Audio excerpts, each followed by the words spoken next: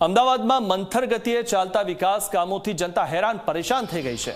વસ્ત્રાલમાં રાજેન્દ્ર પાર્કમાં service road પર કામ ગોકળ ગતિએ ચાલી રહ્યું છે। છેલ્લા 1 વર્ષથી ખોદેલો રોડનું કામ હજી સુધી પૂરું નથી થયું અને હજી સુધી આ કામ ચાલી રહ્યું છે। ઉલ્લેખનીય બાબત એ છે કે વરસાદ પહેલા થોડાક દિવસો પહેલા ઘણી વખત કામ ચાલુ થાય છે અને વરસાદમાં તેમાં પાણી ભરાઈ જતું હોય છે અને આ જગ્યાએ તો આખા વર્ષભર કામ ચાલી રહ્યું છે અને હવે તેમાં રોડ બેસી જવાની પણ ઘટનાઓ બનશે।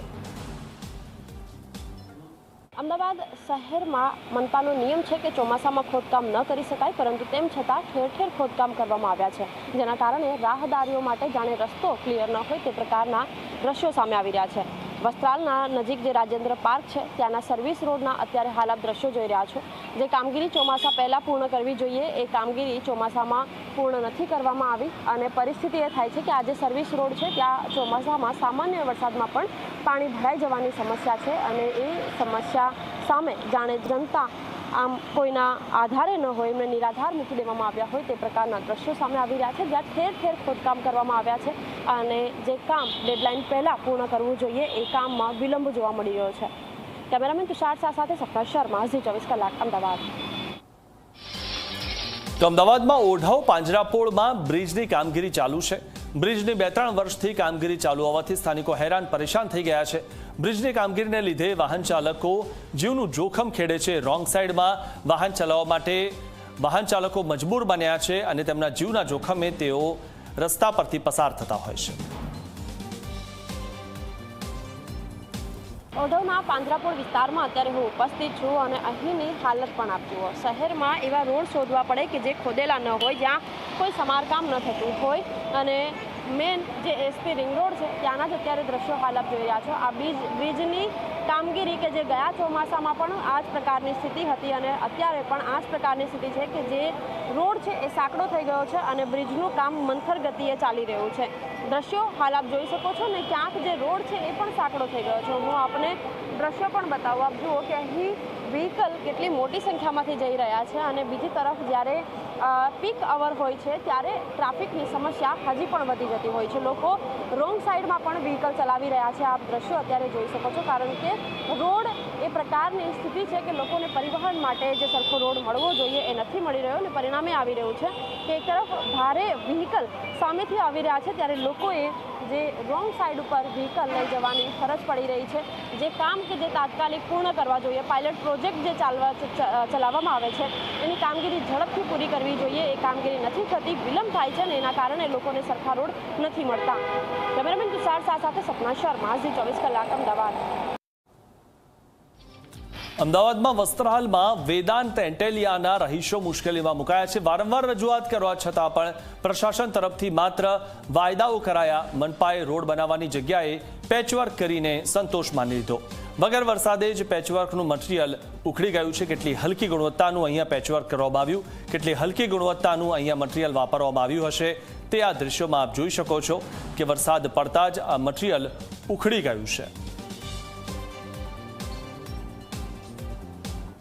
અમદાવાદ મહાનગરપાલિકા જેની પ્રાથમિક જવાબદારી એ છે કે ઇન્ફ્રાસ્ટ્રક્ચર પ્રોવાઈડ કરે, નવી ને નવી બિલ્ડિંગ બની રહ્યા છે, નવા ને નવા ટીપી રસ્તાઓ ખુલી રહ્યા છે, પરંતુ તેની સામે માળખાકીય જે સુવિધા આપવી જોઈએ એ નથી આપવામાં આવતી ને નાના સરખા કામ કરીને સંતોષ માની લેવામાં આવે છે। અત્યારે હું વસ્ત્રાલની જે વેદાંત એન્ટાલિકા છે ત્યાં ઉપસ્થિત છું અને અહીં મનપાએ જે પેચવર્ક કરીને સંતોષ માન્યો છે એના દ્રશ્યો અત્યારે હાલ જુઓ। આખો ને આખો રોડ બિસ્માર અને એ બિસ્માર રોડ વચ્ચે ખાલી કાચું કામ કરી દેવામાં આવ્યું છે। માત્ર ને માત્ર આ જે પેચવર્ક છે એ બી જે સરખી ગુણવત્તામાં હોવું જોઈએ એ ગુણવત્તા નથી અને લોકોએ આ રોડ ઉપરથી પસાર થવું પડી રહ્યું છે। કેટલાક લોકો આપણી સાથે ઉપસ્થિત છે, એમની સાથે વાતચીત કરીએ, એમને પૂછીએ, પરંતુ ઘણા બધા સવાલો એ ઊભા થાય છે કે આ એ મહાનગરપાલિકા છે કે જેનું બજેટ સૌથી મોટું છે, રાજ્યની તમામ મહાનગરપાલિકાઓમાંથી સૌથી મોટું બજેટ। અચ્છા, કેટલી સમસ્યા થાય છે આ રોડના કારણે? આ રોડમાં વરસાદ ટાઈમમાં અહીંયા કાદવ કીચડ એટલો બધો થઈ જાય છે કે અહીંયા આવવા જવા માટે બહુ મુશ્કેલીનો સામનો કરવો પડે છે. વત્તા અહીંયા સ્કૂલે લેવા મૂકવા માટે જે લેડીઝો એક્ટિવા લઈને જતી હોય એ લોકોને બહુ જ સમસ્યા થાય છે અને ઘણી વખત અહીંયા એક્સિડન્ટ બી સંભવિત થયેલા છે. લાસ્ટ ટાઈમ અમે 1 વર્ષથી અહીંયા રહીએ છીએ. વરસાદના ટાઈમમાં ઘણું બધું પાણી ભરાય છે, જેના કારણે કાદવ કીચડ થઈ જાય છે, માટી ચીકણી હોય છે, જેથી મોટી ઉંમરના દાદા દાદી હોય છે, બાળકો હોય છે, મહિલાઓ હોય છે, જે સ્કૂલો અહીંયા આજુબાજુમાં નજીકમાં બધી સ્કૂલો આવેલી છે, જેના કારણે મહિલાઓ લેવા માટે જાય છે ત્યારે ઘણી વખત એક્સિડન્ટ 1-2 વાર થયેલા છે, બાળકો પડી ગયા છે, લેડીઝો 1-2 વાર અકસ્માત થયેલા છે, જેથી મુશ્કેલીનો સામનો ઘણો કરવો પડે છે. પાણીની જે મેઇન લાઇન જવી જોઈએ પાણીની લાઇન પણ અવેલેબલ નથી અત્યારે. અમે લગભગ 2 વર્ષથી ટેક્સ ભર્યો છે ને 1 વર્ષનો એડવાન્સ ટેક્સ, એમ કુલ મળીને 3 વર્ષ સુધી અમે ટેક્સ પે કરેલો છે. અમારી ફાઇલ પણ પ્રોસેસમાં છે, રજૂઆત કરેલી છે. અમને રિસ્પોન્સ તો સારો મળે છે પણ એની આગળ કામગીરી નથી થતી. ત્યાં એએમસી વોર્ડમાંથી કહેવામાં આવે છે કે આગળ મંજૂરી માટે ગયેલી જે ફાઇલ બજેટની ફાળવણી થઈ રહી છે કે થોડા ટાઈમ પછી આવશે, પરંતુ જે WDS પમ્પિંગ સ્ટેશન વગેરે જે છે એનું હજી પ્લાનિંગ સ્ટેજમાં છે તથા મેઇન લાઇન નથી ગયેલી છે. તેમ છતાં પણ અમે 3 વર્ષથી ટેક્સ ભરીએ છીએ. એ ટેક્સ કલેક્શન માટેના જે સર હતા એમને પણ મેં મેઇલ કર્યો, એની સાથે સાથે મેં મ્યુનિસિપલ કમિશનર સરને પણ એક મેઇલ કરેલો છે, પરંતુ તેના મેઇલના ને એવા કોઈ જવાબ અમને મળતા નથી. જે મધ્યમવર્ગીય પરિવાર છે એ લોનના હપ્તા ભરીને ત્યારબાદ પોતાના સપનાનું ઘર ખરીદતું હોય છે, પરંતુ અમદાવાદ મહાનગરપાલિકાના જે અધિકારીઓ છે એમની ઘોર લાપરવાહી કહી શકાય, બેદરકારી કહી શકાય કે હજી સુધી અહીંના લોકો કે જેમણે ઘર લઈ લીધું છે એમને પીવાનું પાણી સુદ્ધા નથી મળ્યું. લોકોને કેટલી મુશ્કેલીનો સામનો કરવો પડતો હશે એનો અંદાજ એસી ચેમ્બરમાં બેસેલા જે અધિકારીઓ છે એમને ક્યાંક નથી અને એના કારણે જનતાને હાલાકીનો સામનો કરવો પડે છે. અચ્છા, બીજી કઈ સમસ્યા થાય છે? ખાસ રોડના કારણે કેટલી મુશ્કેલી?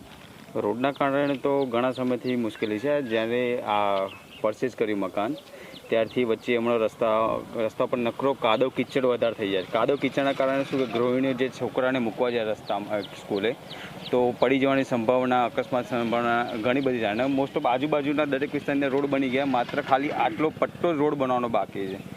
તો એએમસીના અધિકારીઓને વિનંતી કે માત્ર આટલી નાની જે રોડ બનાવવાની જે આટલી લંબાઈ છે બસ એને જલ્દી પૂર્ણ કરે.